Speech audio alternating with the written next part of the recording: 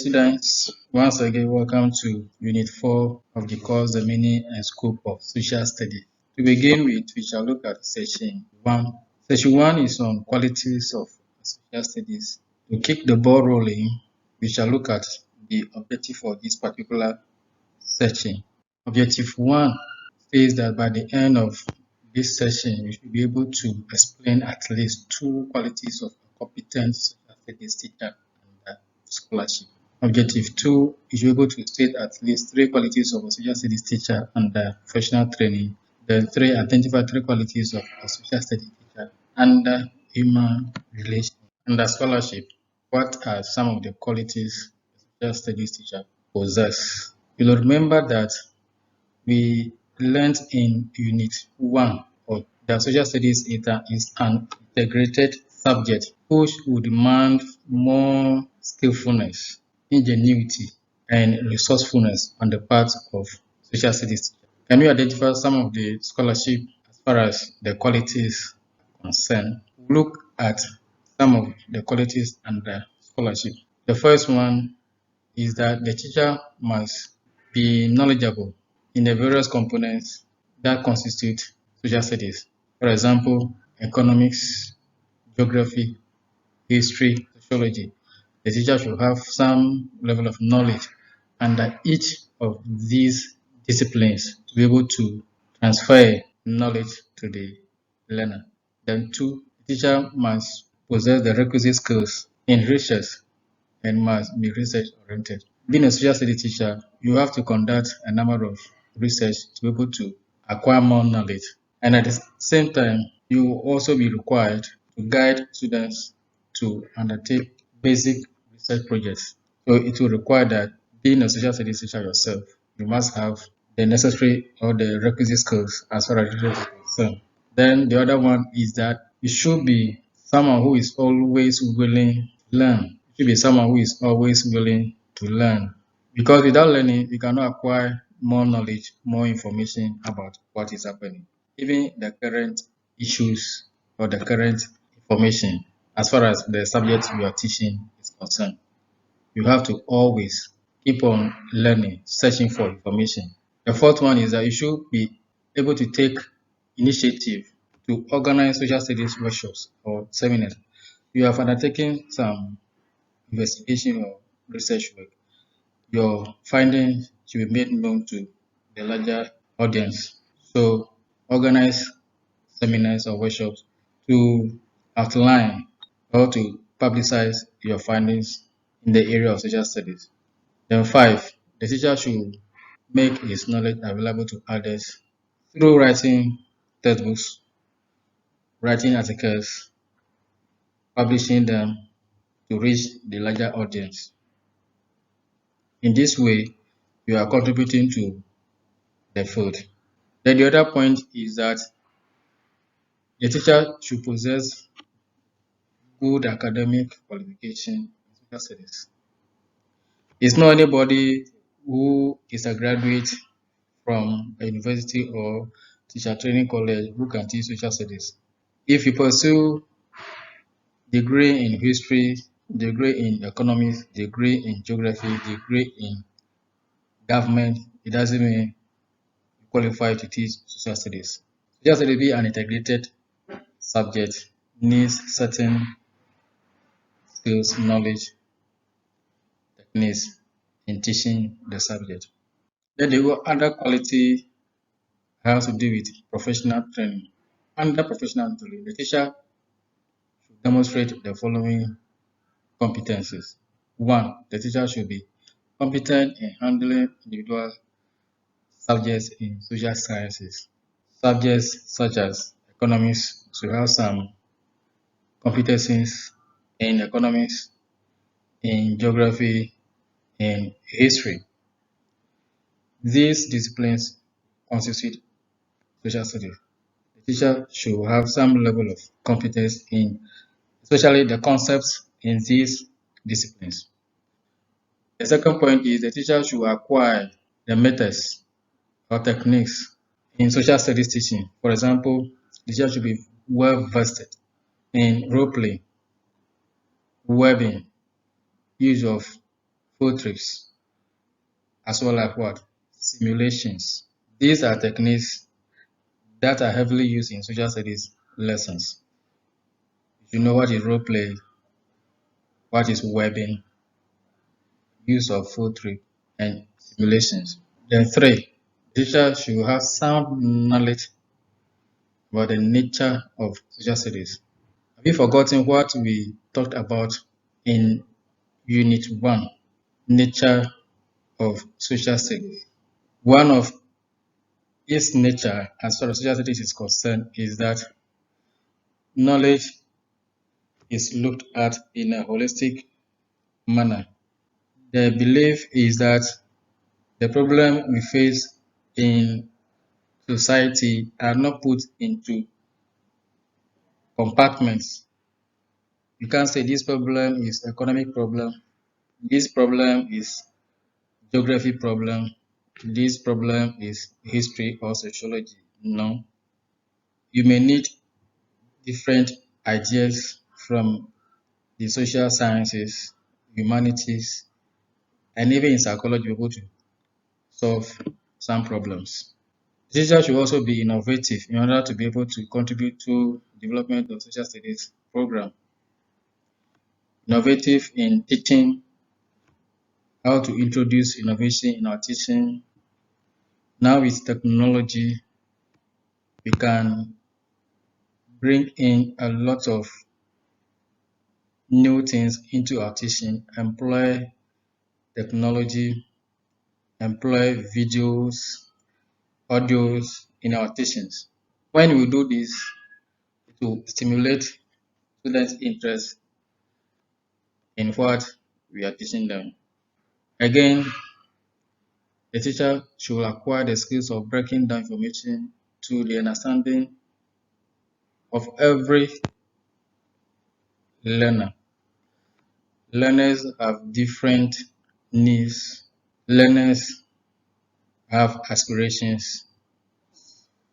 Learners have interest. As much as possible, as we teach them as a class, we should be able to ensure that every learner in our class is catered for. That is by explaining, making the various concepts, facts very simple for their understanding. Moreover, under professional training, the teacher should be knowledgeable in guidance and counseling. The teacher's job is not only limited to classroom teaching. We need to guide and counsel our students in order for them to make good decisions, even in the area of their career choices. We should provide guidance to them. Then the next quality has to do with personality. So what are we looking at under personality? As a social studies teacher, under personality, you should demonstrate certain qualities. The first one has to do with appearance. Appearance in the way we dress. It is always said that we should dress neatly. Our dressing should be simple. Our dressing should not be too cumbersome or clumsy. Our dressing should not attract students' attention too much. Again, under personality, as far as social studies teacher is concerned, the teacher should be lively and approachable. If you are approachable, students will approach you. Students will share their personal issues, secret issues with you. The teacher should not put on a stern face. You drive the student away from you. And the third point is that the teacher should be democratic in matters related to his work. He should not be autocratic. Certain decisions, as far as it will affect students or learners, they must have a say. For example, making simple classroom rules, even sometimes matters relating to what you'll be teaching in the subsequent lessons. You can engage students, you can ask them to bring certain things as far as the topic is concerned. Then the fourth quality and the personality is that the teacher should be patient and tolerant. Be patient and tolerate a lot of behaviors from students. Some students may annoy you, some may tempt you. They want to see what we can do to them. We need to be patient with them and you have to tolerate their excesses. The teacher should exhibit confidence in his or her delivery. That is the fifth point. If you know your subject matter, you do a lot of reading, you carry out research around the topic you are about to teach, it will give you some level of confidence because you know what you are about to deliver. The sixth point is the teacher should be self-disciplined. Self-discipline. You have to control yourself. You should not let students' behavior outweigh you. The seventh point is that you should be punctual at work. Lateness should not be encouraged. That you are a role model to the students or the learners. You must be punctual. If it is time, if you are doing subject teaching, if it is your time, you must be there on time. Dear learner, can you identify other qualities and the personality? We have mentioned at least 7. We have other 3 on the slides. So you can go through yourself and add more to what is on the slide. Let's move on to the fourth qualities, which is teaching skills. You shall look at few of them and you go through the rest yourself. And a teaching quality, the teacher should be able to select the appropriate teaching methods. We have shortly mentioned some teaching techniques or methods. The topic will demand which teaching methods you should use. Should it be discussion? Should it be role play, dramatization, lecture, or whatever?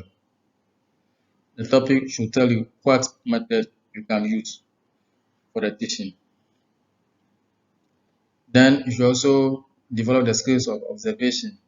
You observe classroom observation, you observe classroom situation, you observe learners' needs, observe their interests, whether their interests lie in what you are doing.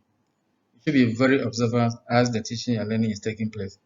The third point is that you should possess good questioning skills. You don't ask questions in a pattern in one direction, no. Throw the questions to the class randomly. Then the ability to motivate learners. You can use different motivation strategies. Do reinforcement, which will arouse and sustain learners' interest during the lesson. Yeah, so we have mentioned at least 4. We have about 9 on the slides. Go through the slides, the points, and see that you also add your own points to what is already on the slides.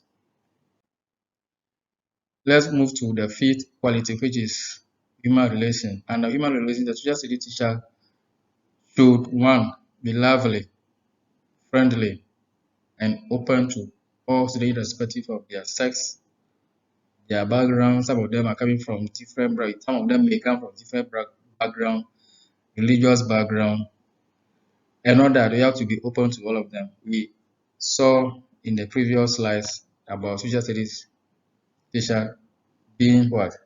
Approachable. If you're lively, you are friendly, the student will approach, or the learners will approach you.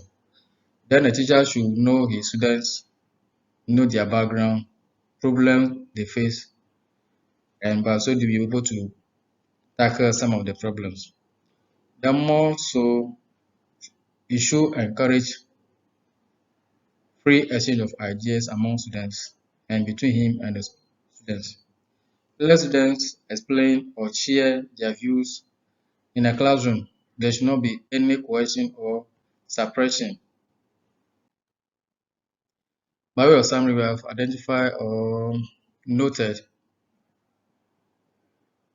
the integrated nature of social studies program and that these human qualities that will enable the social studies teacher to be effective in a class. We have looked at a number of qualities. We have about 3 self-assessment questions for you. Write 4 qualities under each of the following: scholarship, professional training, and human relations. I hope you have enjoyed this session. Thank you.